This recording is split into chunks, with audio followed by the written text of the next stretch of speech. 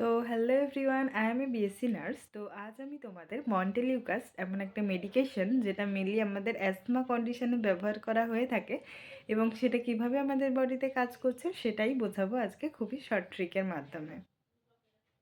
তো এবার মন্টেলিউকাস সম্পর্কে জানতে হলে আমাকে মেনলি জানতে হবে লিউকোট্রিন। লিউকোট্রিন একটা কেমিক্যাল এবং লিউকোট্রিন কেমিক্যালটা সম্পর্কে ফার্স্টলি জানতে হবে। লিউকোট্রিন কেমিক্যালটা কিসের ওপরে অ্যাক্ট করে? লিউকোট্রিন রিসেপ্টরের ওপরে অ্যাক্ট করে। লিউকোট্রিন রিসেপ্টর কিছু যেমন হয় C4 এবং D4।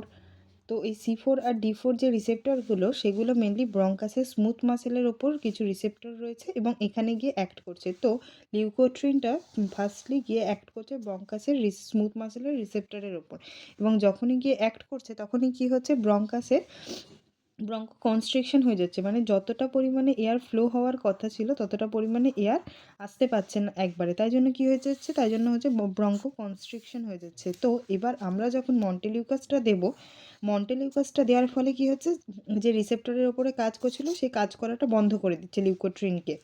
তো এবার কাজ করাটা বন্ধ করে দিলে আমাদের কি, যতটা এয়ার ফ্লো হওয়ার কথা ছিল ততটা এয়ার ফ্লো হতে পারছে এবং ব্রঙ্কো কনস্ট্রিকশনের কোনো রকম সমস্যা আসছে না।